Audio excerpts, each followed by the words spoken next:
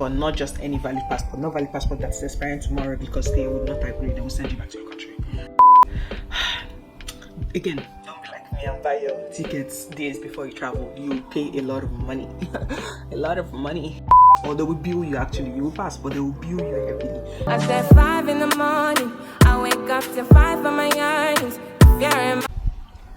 Hi everyone, welcome back to my channel. If you're seeing this face for the first time, my name is Ibifubara. Before we go on, if you're a returning viewer, please subscribe to my channel. I know some people view without subscribing, but please, I have a whole lot that I'm about to share with you, so subscribing will help you see it when it's out. And if you're new here, consider subscribing. But you can watch this video first, and if it's something that you like, then go on with it. So I posted a vlog about Kenya and traveling to Kenya. Thank you so much for people that commented. If you've not watched it, it's up here. Please go and watch it and tell me what you think about it. I always love seeing comments. And if you have, and you're one of the people that messaged me concerning how much visa was, how much travel was, well, this video is for you. And even if you do not message me concerning it, but you just want to travel to Kenya, especially for tourism or for business, well, you can watch this video and I'm going to tell you all about it. Well, let's get into it before I talk too much. In this video, we're going to be talking visa, travel costs, which is the plane tickets, and we're going to be talking about the documents you need to travel. We're going to be talking about travel insurance. We're going to be talking about hotel and what to expect when you get into Nairobi. First thing we're going to talk about is the kind of visas you can get to be able to travel to Kenya. First one is the East African visa, and the second one is the Kenyan visa. I went through the Kenyan visa route, so I'm going to tell you the price of the East African visa, right?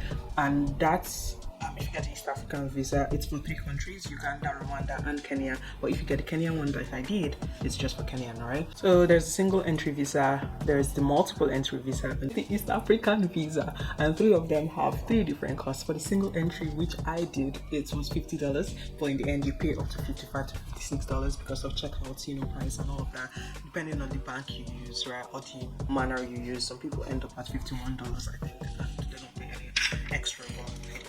Then there's the multiple entry visa, which is $100. Then there's the East African visa, which is $160. The visa usually takes around 2 days, 2 to 8. Like if it takes up to 8 days, then that's, again, I'm talking single entry Kenyan visa. So usually takes about 2 days. See, if it takes up to 8 days, then I don't know, something is going on, but it's very rare occasions, right? Mine did like a next day thing, but because of the fact that it was a work thing, it got fast tracked and all that. Basically, it's a 2 days visa kind of thing, right? Link the website that you need to be able to apply for the visa down below, and basically that's it for the visa. When you get it, they send it to your email. It's very easy, you can do it. It's not something that you do for like a long time. It's something you can finish in about an hour or less. I think the second most important thing that you need is the documents to apply for the visa and the documents to travel. The first thing is obviously a valid passport, but not just any valid passport. Not valid passport that's expiring tomorrow, because they will not agree. They will send you back to your country.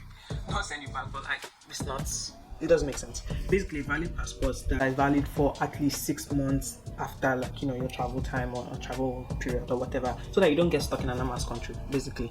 The second thing that you need is confirmation of your hotel you're staying or any other accommodation. They need to know that you're staying somewhere. You're not going to their country to roam around. A lot of issues are happening, even with Nigerians, about going to their country and just roaming. So everything I just talked about was for tourism, right? Those are the things you need for tourism. Now for business, you need something extra. So you need like an invitation letter from the company.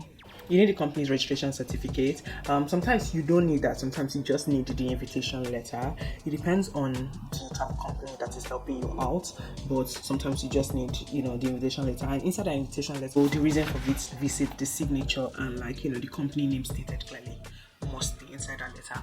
The next thing, this one is for everybody, whether tourism, whether business, whatever. This is for everyone. So one, they take COVID-19 and yellow fever vaccination very seriously. So they have this travel surveillance form, right? So this health form is sort of like a form where you declare that you're healthy in terms of flu-like symptoms and yellow fever-like symptoms, which are still flu-like symptoms. So if you have a if you have a COVID-19 negative test, or if you have a COVID-19 vaccination card and yellow fever card rather, you will state it in that travel surveillance form, right? But the reason why you would fill this form is so when you enter the country, you don't have to carry those cards around, so they can already see that form. But as a Nigerian, I advise you just carry those cards. That's my advice. Or carry your COVID-19 negative test when you're going, because they will ask for it. They will ask for it. They might ask for it now. They will ask for COVID before you even leave, right? But in Kenya, they take those things very, very serious. It's at the beginning. It's a whole thing. This is a warning, right? Now we've moved to yellow fever. This is a warning. Do not get that card from those guys that always hang around the airport or are there before you travel, before you get to the point where you're about to travel, and it keeps saying, oh, yellow fever card. I know you might be desperate. I know you might be, but you can also go to the port health services and get your card. You can do it, I think it's a few days before you travel, or to be very safe, do it weeks before you travel, so that it will have matured. Let me put it that way. Don't do it 1 or 2 days. And that's the thing that happened to me. Mine was, it happened, it was funny, but I didn't do it too far before I traveled, so there were some issues with it. So don't be like me and do it way ahead before your travels. They let me go because I had an old one with me. So I had an old yellow fever card, and I was able to pass. But not everybody has that, and not everybody will be able to pass. Or they will bill you. Actually, you will pass, but they will bill you heavily, and that's problematic, right?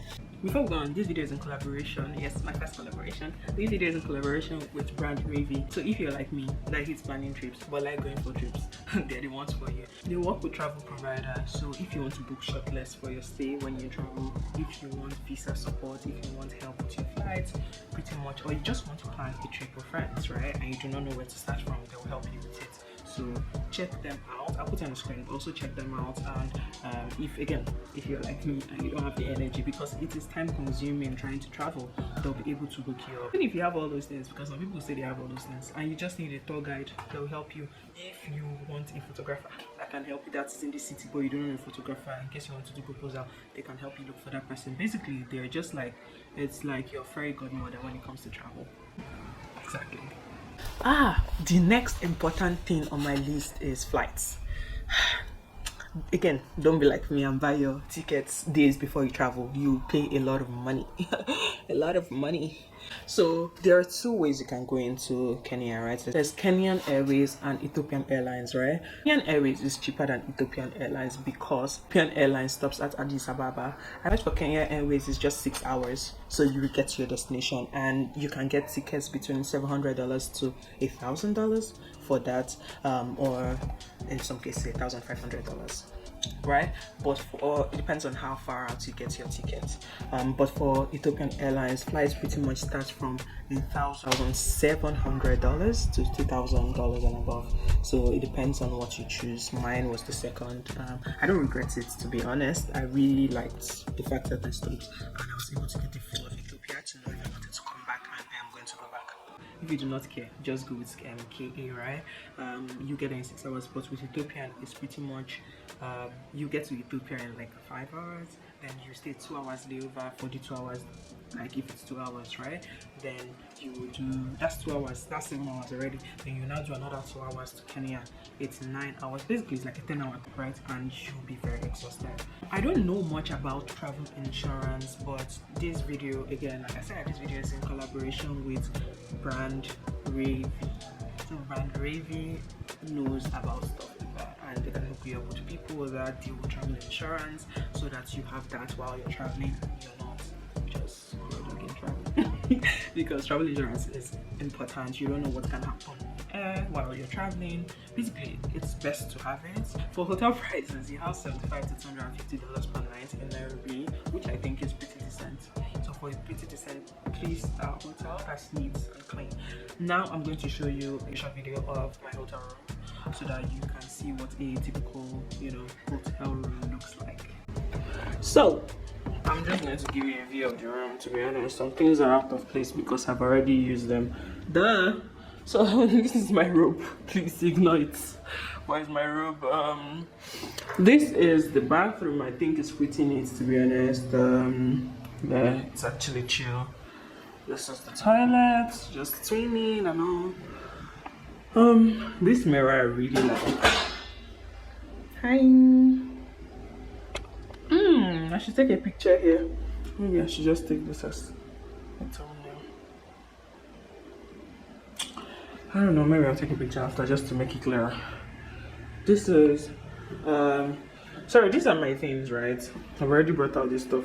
See how I squeezed my perfume? In fact, that's embarrassing. I have no words. This is, they didn't give me this, so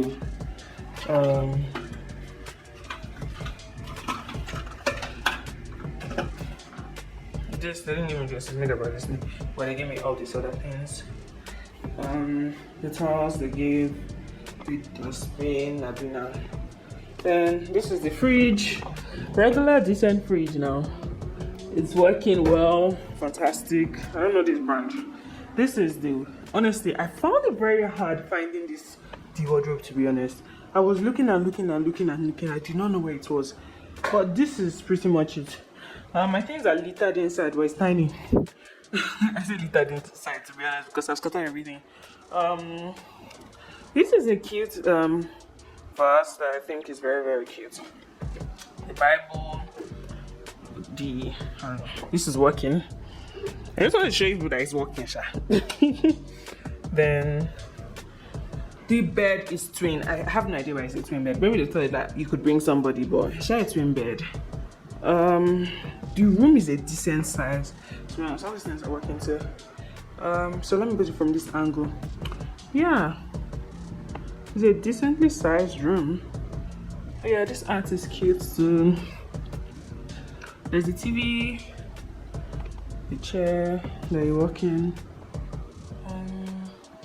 Let's see what else I need to show you. Oh, like this thing here. Hey, I beg God, don't spoil anything. I don't stress. I don't have money. I'm managing my life with the dollars that you give me.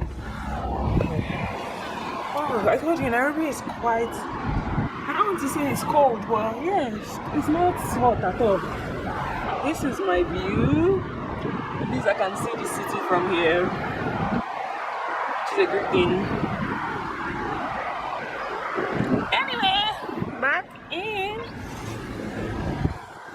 You need a jacket, a puffer jacket, a hoodie, whatever. I took a hoodie and I was fine. So it's not extremely cold, but if you're walking in the night or daytime or whatever, you're not just, it's not like Lagos, it's not like Nigeria. You actually feel the wind very well. Please like, subscribe, share, you know, everything YouTube for me. If you liked this video and if you'd like to watch, you know, more videos from me lifestyle wise, I hope this video was informative, because that was the purpose of the video, to make sure that people, you know, got information concerning Kenya. And if you travel, please tag me on your social media that, you know, you got the information from me, so that other people can also watch this video and get information and be able to travel to Kenya. And with that, I'll say thank you and enjoy. Again, all this can be made possible if you go to brand Revie. I'll put it in the screen and also in the, you know, information box down below for you to be able to, you know, travel like I did. And they'll give you more information on what to do. Thank you. Bye.